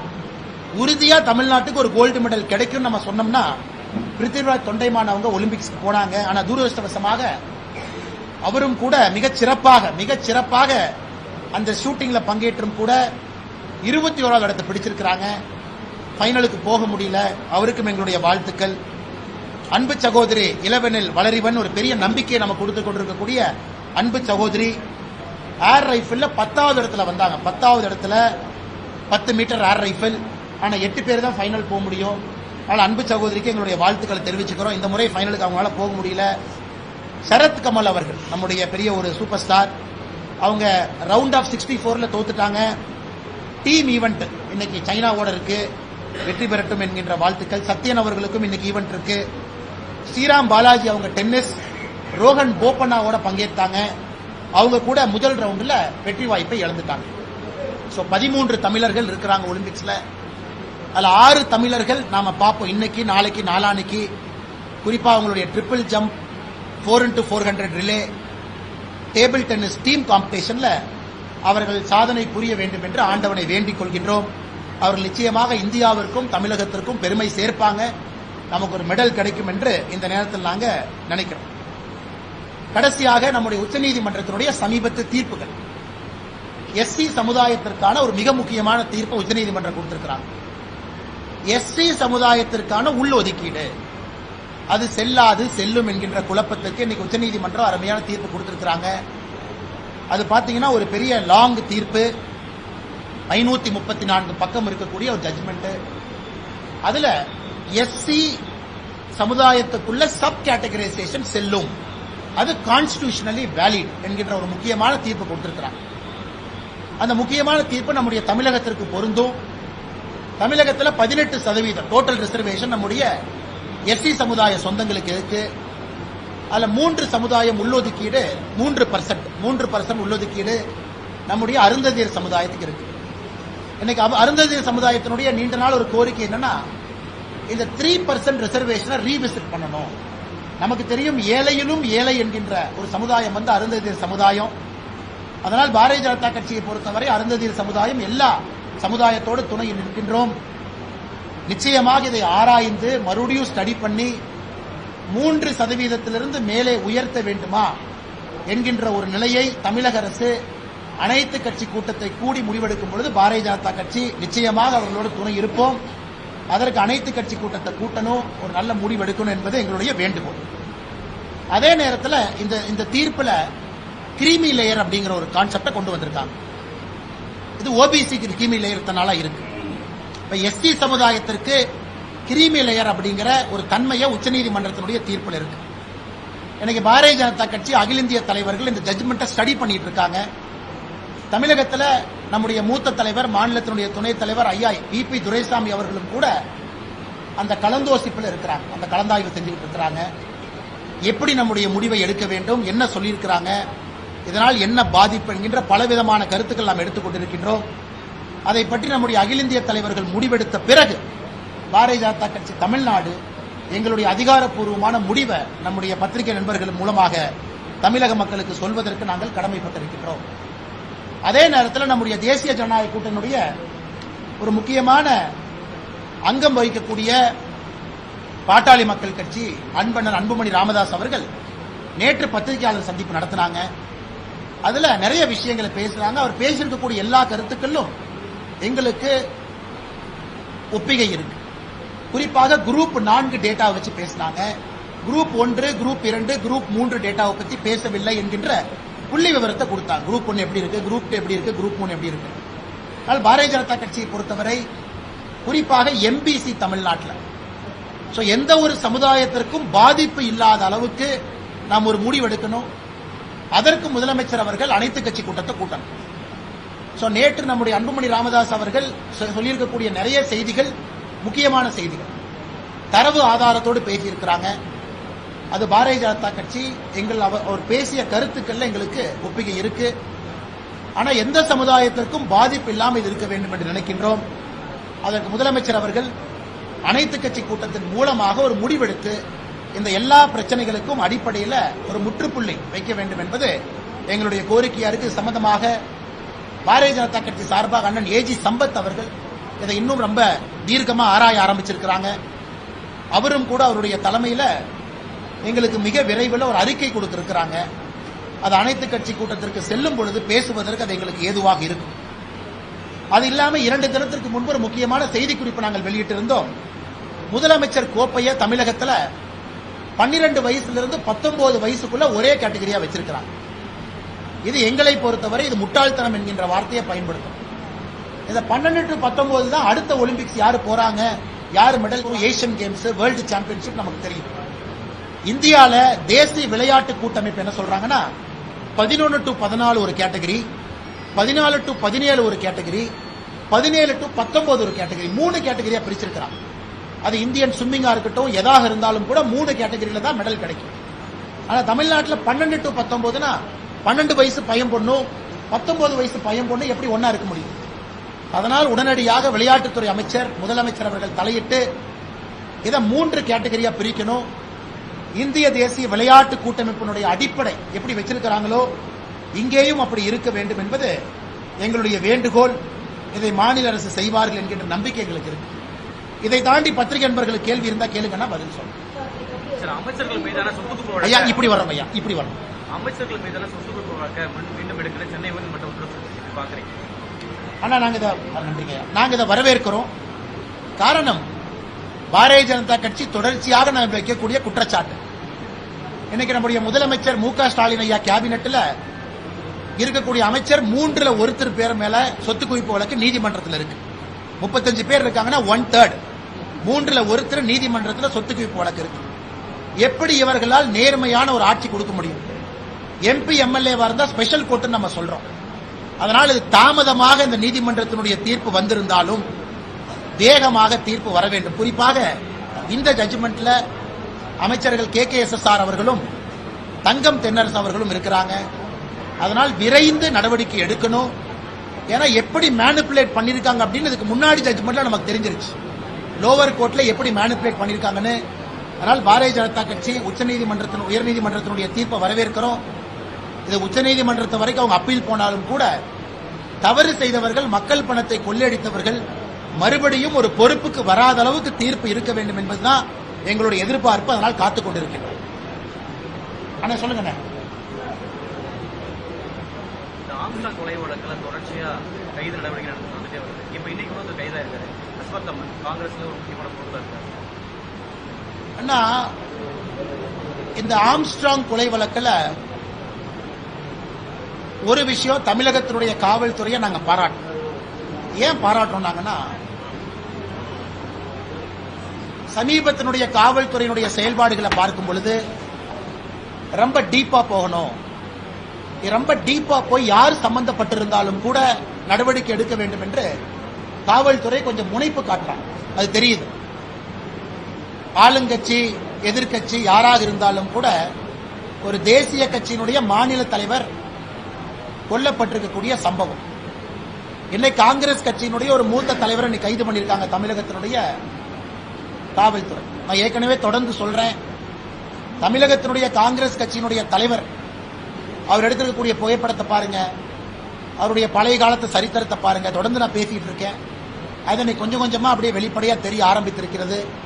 அதனால யாராக இருந்தாலும் நடவடிக்கை எடுக்கட்டும், நாங்கள் பார்த்து கொண்டிருக்கின்றோம். ஆனா சமீபத்தில் அவர்கள் எடுத்திருக்கக்கூடிய நடவடிக்கை ஒரு நம்பிக்கையை நமக்கு கொடுக்குது. நீட்டா ஹானஸ்டா கிரவுண்டுக்கு போகணும்னு நினைக்கிறாங்க அப்படின்னு. அதனால் இன்னும் பொறுத்திருந்து பார்ப்போம். இன்னும் ஆழமாக நம்முடைய தமிழக காவல்துறை, குறிப்பாக இந்த வழக்கை விசாரிக்கிறவங்க இன்னும் ஆழமா போட்டு, அதான் எங்களுடைய எதிர்பார்ப்பு. வேற ஏதாச்சும் கேட்கிறீங்க?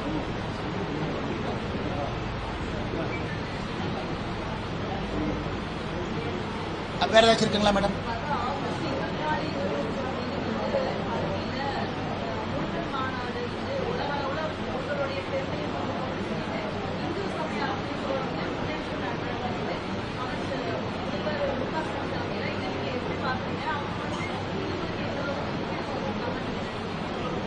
மேடம், என்னை பொறுத்த வரைக்கும் திமுக ஒரு அமைச்சர் சொல்றாரு, எங்களுடைய சமூக நீதி ஆட்சி ராமர் அவர் காலத்தில் எப்படி ஆட்சி நடந்ததோ அதே போல இருக்குன்னு.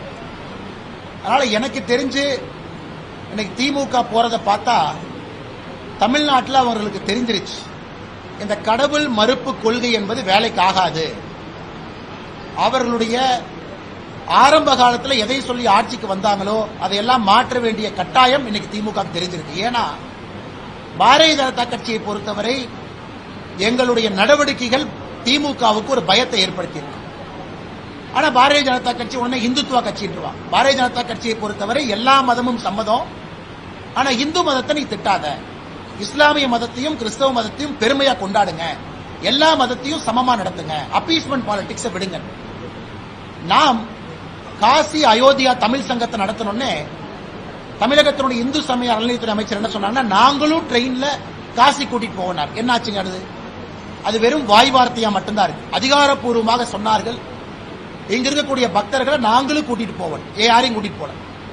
இன்னைக்கு 24, 25 பழனியில இந்த மாநாடு நடத்துறோம், முருகர் மாநாடு நடத்துறோம். கண்டிப்பா நடத்துங்க, அதெல்லாம் எந்த தவறு இல்லை. முருகபெருமானை வீடு வீடா எடுத்துட்டு போகணும், அதைத்தான் நாங்க செய்யறோம். இதற்கு முன்பு பாரதிய ஜனதா கட்சி வெற்றிவேல் யாத்திரை நடத்தணும், எல்லா சமுதாயத்தையும் ஒன்னா கொண்டு போவோம். இதே வேகத்துல போனாங்கன்னா முதலமைச்சர் ஜெய் ஸ்ரீராம் சொல்லிடுவாருன்னு நினைக்கிறேன். ஸ்டாலின் ஐயா அவர்கள் இதே வேகத்துல போனாங்கன்னா 2024 தேர்தலுக்கு முன்பு திமுகவினுடைய அமைச்சர்கள் போட்டி போட்டுக்கொண்டு ஜெய் ஸ்ரீராம், வெற்றிவேல் முருகனுக்கு அரோகரா அப்படின்னு ஒரு அமைச்சரும் மேடையில் சொல்லக்கூடிய நாள் எண்ணப்பட்டுக் கொண்டிருக்கிறது. வெற்றிவேல் வீரவேல் முருகனுக்கு அரோகரா என்று வேகத்தில் சொல்லிவிடுவாங்க. அதற்கு அடித்தளத்தை அண்ணன் சேகர் பாபு அவர்கள் மக்களுடைய மனநிலைமையை புரிஞ்சுக்கிட்டு ஏதோ அடித்தளம் போடுற மாதிரி தான் நாங்க பாக்கிறோம். நடத்திட்டு அதுக்கப்புறம் பார்ப்போம். அண்ணா சொல்லுங்க.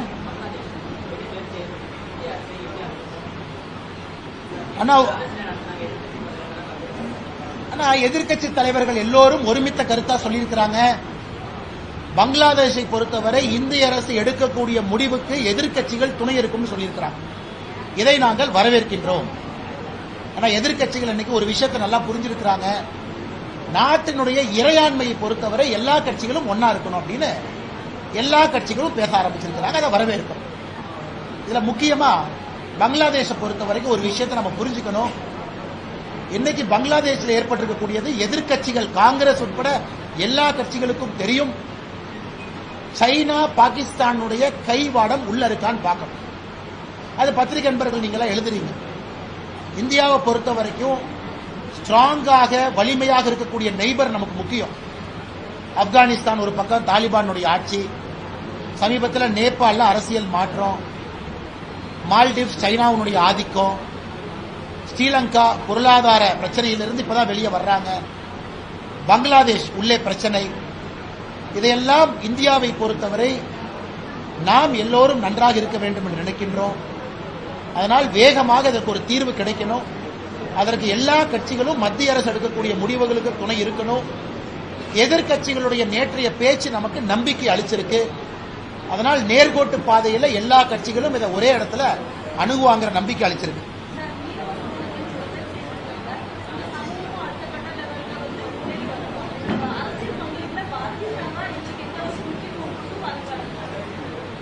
மேடம் 2019 முதலா இந்திய சரித்திரத்தில் மீன்வளத்துறை அமைச்சரகம் அப்படின்னு ஒரு அமைச்சரை உருவாக்குனதே நாம தான்.